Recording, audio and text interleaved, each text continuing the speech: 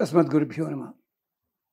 భగవద్బంధులారా, మిత్రులారా, మీరు ఇల్లు కట్టుకోదలుచుకున్న లేదా ఫ్యాక్టరీ లాంటివి నిర్మించదలుచుకున్న లేదా బహుళ అంతస్తుల భవంతులు నిర్మించుకోదలుచుకున్న ఇప్పుడు చెప్పబోయే మంత్రాన్ని శ్రద్ధగా జపించుకోండి, పూజలు చేయండి, ఫలితం లభిస్తుంది. కేవలము ఇల్లు అన్నట్టయితే మాత్రము ఇది రోజుకి 27 సార్లు చదువుకోవచ్చు. అదే బహుళాంతస్తుల భవంతులు కానీ కర్మాగారం అయితే తప్పనిసరిగా 250 సార్లు చదవాలి రోజుకి. ఎంత టైం పడుతుంది?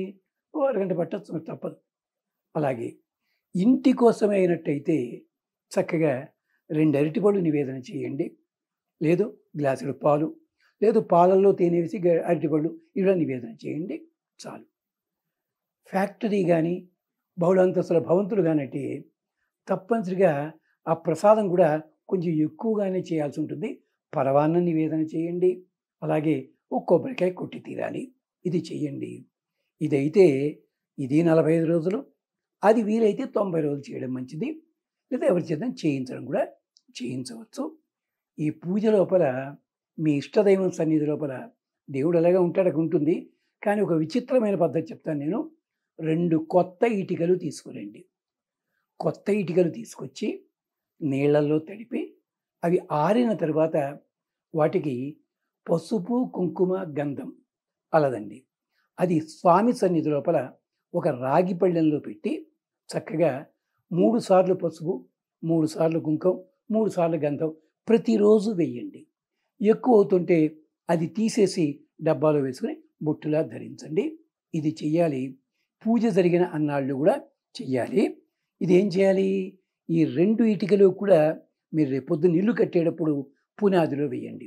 ఫ్యాక్టరీ కట్టేప్పుడు పునాదిలో వేసుకోండి, ఫలితం ఉంటుంది. గ్రావాణ అపదుచ్చునాం సేధత దుర్మతిం ఉస్రాహ కర్తన భేషజం. 2 మంత్రాలు ఉన్నాయి. మొదటి మంత్రం చెప్పాను ఇక్కడ. ఏమిటిది?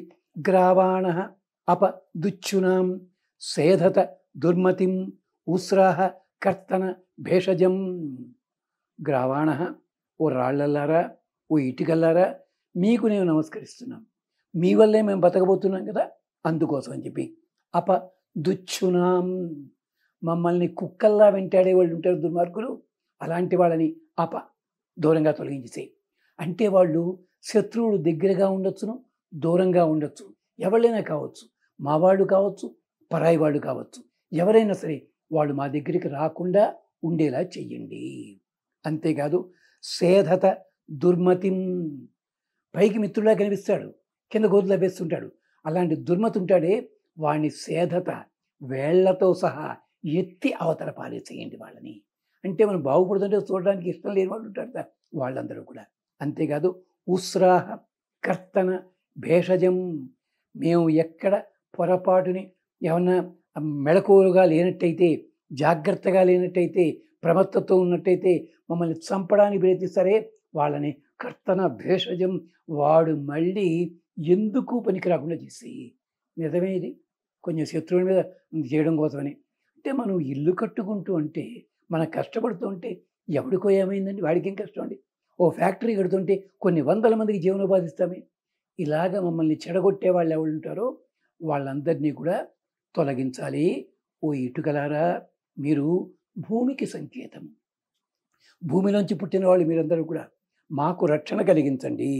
గ్రావాణ సవితానువో దేవ సువతు ధర్మణ యజమానాయ సున్వతే.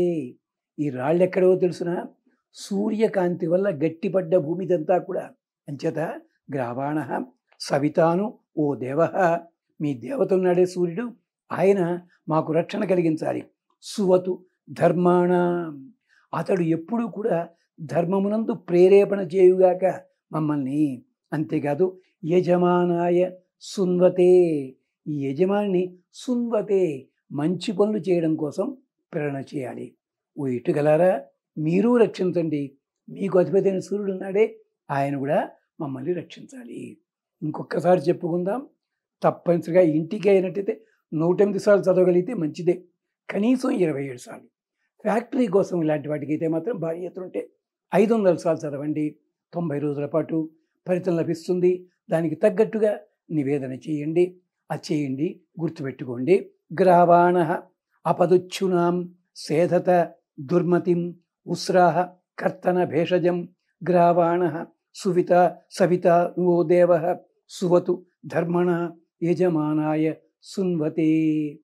అలాగా మళ్ళీ రక్షించు అని ప్రార్థన చేయండి. స్వస్తి.